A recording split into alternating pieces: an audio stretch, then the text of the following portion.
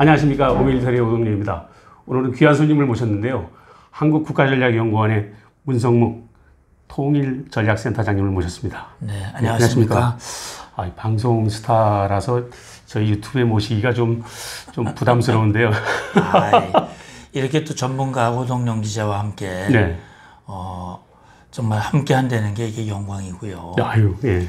또 지금 밀리터리 분야에는 뭐 최고의 전문가신데. 아닙니다. 저는 저보다 잘하는 분들 많고요. 이렇게 유튜브 하시면서 이 자리에 저를 초대해 주신 게 저로서는 참 감개무량합니다. 네. 더더군다나 이제 이번 방송에 모시게 된 거는 저희 오밀리터리가 작년 10월 29일 날 오픈한 지 그 1만 명 독자를 돌파하는 기념으로 모시게 된 겁니다. 축하합니다. 너무 감사합니다. 예.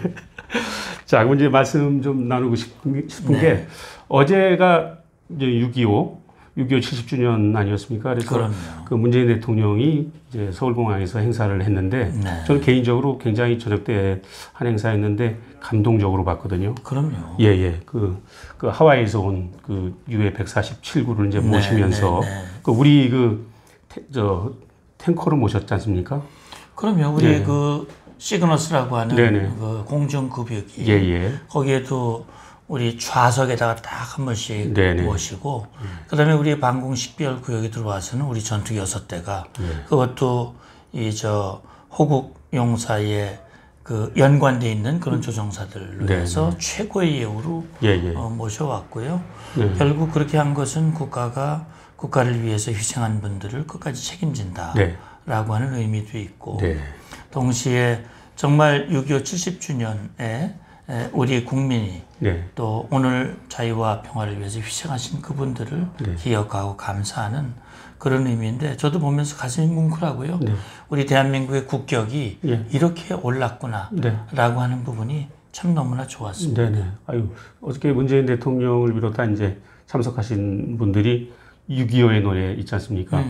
그걸 부르는데 저는 그게 또 감동적이었습니다. 그럼요. 예, 6.25 노래 가사 요새 기억하지 못하는 세대들 많죠. 예. 그리고 한때는 금지곡이었다고 그러더라고요. 네. 잊으랴 어찌 우리 나를 조국을 원수들이 짓밟아 오던 나를 맨주먹 붉은 피로 원수를 막아내요. 땅을 치며 발을 굴러 의분했던 나를. 그럼요. 그 가사인데 그걸 어저께 이제 대통령이 부르시면서 함께 부르셨죠. 예. 그건 참 상징성이 있었다고 생각합니다. 상징성이 있죠. 사실은 기념사에서는 북한의 남침이라는 표현을 직접 쓰지는 않으셨더라고요. 그렇지만 이 노래를 부르다는 자체가 담겨져 있는 것이고 또 유엔 안보리 결의안에서 공산군의 침략을 격퇴하는 결의를 했다라는 표현을 통해서 자연스럽게 북한의 남침이라고 하는 것을 또 명확히 규정을 했지요. 거기다 이제 체제 경쟁은 이제 끝났다. 우리 사이좋게 지내자. 그건 한 단계 좀 나아간 메시지인 것 같아요. 과거 대결 구도에서. 그렇게 되면 좋은데 우리는 그런 마음이지만 상대방은 그렇게 안 하고 있거든요. 맞습니다. 그렇기 때문에 이제 북한을 향해서 이제 담대하게 나와라. 그렇게 너무 움츠리고 구태의연한 그런 사고방식에 사로잡혀 있지 말고 이제 담대히 나와서 핵도 내려놓고 문을 열고 우리와 함께하면 정말 우리가 민족이고 통일이 언제나 되겠지만 당장 체제와 이념이 다르니까 서로 친근한 이웃과 같이 서로 유무상통하면서 그러면 되지 않냐라는 그런 의미로 이해가 돼요. 그 6월 25일 날 통일연구원이 그 통일의식조사라는 걸 했거든요. 거기에 보면 뭐 아시겠지만 90% 정도의 이제 응답자가 그 북한이 이제 핵을 포기하지 않을 것이다. 이렇게 답을 했고, 근데 이제 한미동맹은 필요하다. 한 85% 정도. 그다음에 북핵 문제에서 우리 남한이 할 수 있는 거는 한 45% 정도밖에 이 역할은 없다. 뭐 이런 식으로 아주 굉장히 이제 그 비관적으로 얘기를 했거든요. 근데 저는 그렇게 봅니다. 김정은 위원장이 2년 전에 본인이 직접 남북 관계를 사변적으로 발전시키고 싶다라고 얘기를 했고 평창올림픽의 성공을 자기도 돕고 싶다. 그래서 대화가 시작이 된 거예요.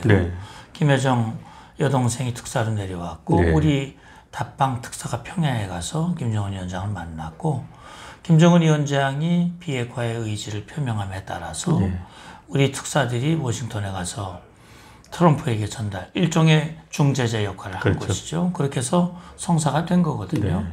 그리고 4월 27일 판문점에서 문 대통령과 나란히 서서 핵이 없는 한반도를 만들겠다라고 공언을 했고 네. 4.27 선언에 완전한 비핵화라고 하는 문구에 합의를 했어요. 네. 그때만 해도 우리 국민들은 그렇죠. 김정은 위원장이 이제는 마음을 바꿨구만. 네. 핵을 내려놓는구나 생각을 했지만 결국은 그게 아니었다. 네. 핵을 내려놓는 척하면서 네. 일부만 양보하고 네. 대북 제재는 모두 해제받고자 하는 네. 그런 꼼수가 네. 드러나면서 결국 하노이 회담이 노딜로 끝났고 네. 지금 북한의 어려움이 가중되고 있고 네. 지금 김정은 위원장이 정면 돌파전을 선포해서 네. 지금 주민들은 더 어려워지고 있는 거거든요. 이런 일련의 과정이 결국 예. 통계에서 나오듯이 우리 국민들이 비핵화 의지가 없다. 네네. 자, 북한은 핵을 가지고 있고 우리는 핵이 없으니 네네. 한미동맹을 통해서 미국의 핵 우산 확장 억제, 네. 우리 안보를 튼튼히 해야 된다는 여론이 높아질 수밖에 없는 거죠. 네, 맞습니다. 북한은 한미동맹을 이관하고 싶지만 그럴수록 한미동맹은 더 공고해질 수밖에 없다. 예, 예. 다만 한 가지 아쉬운 것은 우리의 역할이 제한된다라고 하는 것인데 물론 제한될 수밖에 없습니다. 그러나 우리가 한국과 미국의 긴밀한 공조하에 북한이 핵을 내려놓을 수 있도록 노력을 한다면 네. 우리의 역할, 핵 위협은 우리의 위협이니까 그렇죠. 그렇게 해나가야 되는 거죠. 역할을 하여튼 계속 해나가야 됩니다. 네. 최근 이제 북한이 우리 풍선 날리는 거, 네. 예, 대북 전단에 대해서 굉장히 이제 민감하게 반응하면서 그 내부 주민들 동원해서 시위도 하고 그랬단 말이죠. 그게 보면은 단순히 제가 볼 때는 남한을 향한 어떤 그런 공세보다는 내부 단속용이라는 그런 생각도 좀 들고 그러던데요. 그럼요. 예. 제가 볼 때는 이제 대북 전단, 우리 탈북민의 대북 전단을 문제를 삼았는데 네. 북한 김정은 위원장이 말씀드렸듯이 2년 동안 네. 북한 주민들이 기대감을 많이 올려놨어요. 예. 아, 우리 위원장 동지가 정말 트럼프도 만나고 문 대통령도 만나고 이젠 잘 살게 되겠구나. 네. 근데 점점 더 어려워지거든요. 그렇죠. 자, 결국 김정은 위원장의 그런 협상 전술이 실패한 거란 말이죠. 네. 그럼 책임이 김정은 위원장에게 있단 말이에요. 이게 어려워지니까 주민들이 동요할 수밖에 없죠. 그럼 결국 김정은 위원장은 최고 존엄이고 오류가 없어야 되는데 수령 무오류 아닙니까? 예, 결국은 누군가가 책임을 져야 되는데 네. 남측에게 네. 또 탈북민에게 미국에게 미국에게 예. 이렇게 돌려서 책임을 전가하고 네. 또 한 가지 생각되는 거는 그런 거예요. 네. 탈북민이 3만 명이 넘었는데 이 탈북민 중에 일부는 잘 살고 있고 네. 북의 가족들을 돕고 있고 또 두 분이 국회에 진출했지 않습니까? 그렇죠. 네. 이런 의원, 것들이 태용 북한 주민들에게는 탈북에 대한 선호감 네. 이런 걸 가질 수 있거든요. 예. 김정은 위원장은 내부 단속이 지금 제일 시급합니다. 네. 그러다 보니까 결국은 남측을 희생양으로 네. 죗값을 받아낸다고 하면서 네네. 지금 사실 무례한 만행을 한 거거든요. 남북 연락사무소 연락사무소 폭파한 거예요. 예, 예. 엄청 만행이고요. 네. 북한이 뭔데 우리에게 갑질을 하고 우리에게 죄값을 받아낸다고 그럽니까? 네네. 무슨 죄를 지었나요? 북한에게? 없습니다. 없잖아요. 예. 결국 죄를 지자는 김정은 위원장 기분 나쁘게 한 거. 네. 김정은 위원장 심기를 건드린 거. 하라는데 예. 안 한 거. 네. 그 개성공단 금강산. 그게 무슨 죄입니까? 그 우리 마음대로 풀 수 있는 것도 아니고요. 그럼 그 모든 원인은 김정은 위원장이 핵을 꽉 쥐고 네. 그것 때문에 제재받고 그것 때문에 경제가 어려워지고 네. 그 책임이 있다는 걸 본인이 통감해야 되는데 네. 지금 상황이 그런 거죠. 여기서 최근에 보면 갑자기 GP 쪽에 이제 군사력도 이제 배치하고 이제 판문점에도 그렇게 하지 않았습니까? 그럼요. 그래서 대결 구도를 이제 에스컬레이팅 시키다가 갑자기 김여정을 전면에 내세워서 하다가 어제입니까? 김정은이 보류 지시로 이제 바꿨단 말이죠. 그것도 어떤 뉘앙스가 있는 걸까요? 저는요, 김여정이 6월 4일 날 담화를 시작을 해서 거의 3주간 이어졌던 그런 과정을 김정은에 의해서 보류가 된 것 같이 마치 김정은은 아주 좋은 사람이고 김여정은 나쁜 사람이 악역과 배드캅, 배드캅, 굿캅 네. 이렇게 나눠서 역할을 했다고 그렇게 보여지고 그런 해석들이 있지만 저는 모든 출발이 김정은 위원장이다. 김정은의 지시에 의해서 김여정이 나선 것이고 김정은의 지시에 의해서 일단 보류가 된 것이다. 네네. 제가 볼 때는 어쨌든 김정은 위원장이 책임을 전가시켜야 되고 그 화를 남쪽으로 돌려야 되니까 4.27 선언 이전으로 돌아가라고. 왜? 4.27 선언이 문재인 정부의 업적이기 때문에 그걸 망가뜨리라고 그러니까 결국 대적 사업으로 하나하나 하다 보니까 폭파시키고 거기다가 확성기까지 세웠는데 확성기는 북한에게 매우 불리한 겁니다. 그럼 우리도 대응을 하게 되죠? 당연하죠. 당연히 대응을 해야 됩니다. 북한이 사정을 해서 그걸 철거하고 중단시킨 건데 다시 세우면 이건 우리도 세우죠. 그러네요. 그러니까 김정은은 이제 가도 너무 나갔구만 계산을 한 것 같아요. 그러니까 아차 싶었던 거죠. 이거는 더 나가면 우리에게 치명적인 손해가 되겠다. 그러니까 뒤에서 마치 뭐 이 정도면 됐다라고 보류하는 식으로 해놓고 김영철의 입을 빌어서 남측의 태도를 좀 보겠다. 이렇게 얘기하고 있거든요. 그러면서 뭔가 자기들이 얻고자 하는 것을 얻으려고 하는 그런 행동을 지금 보여주고 있는 겁니다. 그러니까 북한의 지금 권력 기반이라는 게 지금 군부하고 김정은하고 느슨해지는 약화되는 거 아니냐는 그런 얘기도 있는데 지금 저 센터장님 보시기엔 어떻습니까? 저는 그렇게 보지 않습니다. 왜 그러면 북한이라는 정권과 체제가 결국 김정은 위원장 1인 중심으로 해서 모든 권력이 집중돼 있고 군은 당의 군대요, 혁명의 군대요, 김정은의 군대입니다. 김정은에게 뭐 반기를 들거나 또는 다른 길로 가는 그런 북한군은 존재할 수가 없는 거거든요. 그렇기 때문에 군은 완전히 김정은과 조선노동당의 장악이 돼 있고 지금 군은 김정은 위원장의 요구에 일사불란하게 움직이고 북한 주민도 마찬가지예요. 김정은 위원장이 화가 나면 북한 주민들은 다 화가 나야 됩니다. 화 안 나면 그건 바로 그냥 목숨이 빼앗길 수도 있는 거예요. 김정은 위원장이 보류 그러니까 다 또 풀리는 겁니다. 그게 북한 정권과 체제다. 우리 국민이 그걸 볼 수 있어야 합니다. 제가 이제 요새 탈북민들이 이제 풍선 날리는 거에 대해서 우리 정부가 법을 적용해가지고 이제 강하게 좀 어떻게 보면 탄압하지 않습니까? 그건 조금 좀 지나치다는 생각이 드는데 좀 어떠십니까? 저는요, 문재인 대통령이 어제 6.25 기념사에도 말씀하셨어요. 6.25를 통해서 우리가 정말 많은 희생이 있었고 그분들의 희생으로 오늘날 자유민주주의 체제를 확고하게 유지하게 됐다. 자유민주주의의 가장 핵심은 인권입니다. 그분들이 전단을 보내는 건 북한 주민들의 인권을 생각하는 거예요. 그분들의 알 권리, 그분들이 행복하게 살 권리. 북한 김정은에 의해서 정보가 차단이 되고 눈과 귀가 가려지고 있는데 그들에게 필요한 정보를 보내서 그분들이 올바른 판단할 수 있도록 인권이거든요. 인권은 자유민주주의 핵심인데 우리 헌법에도 표현의 자유가 보장돼 있고 그걸 힘으로 막고 그걸 많이 단죄하고 죄악시하는 거는 그건 아닙니다. 다만 그분들이 그렇게 하되 우리 주민들을 불안하게 만들고 우리 주민들에게 피해를 주는 그런 방법은 적절치 않거든요.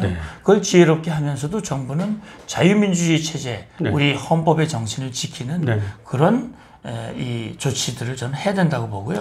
김 회장이 한번 화를 내니까 움찔해가지고 그거를 뭐 이렇게 움직이는 것은 저는 우리 국격하고도 전 관련이 있다고 생각을 해요. 북한이 공책도 없다면서 삐라 만들어서 뿌리려고 하는데 말이죠. 1200만 장. 문재인 대통령을 모욕하는 내용 아닙니까? 그게 뿌려지면 우리 정부 측에서는 얼마나 난감하겠습니까? 그럼요. 그래서 저는 그래도 이 날씨가 장마가 지고 바람이 남동풍이 주로 불기 때문에 김정은이 하고 싶어도 할 수가 없어요. 그것도 보류 결정의 중요한 요인 중에 하나예요. 그러게요.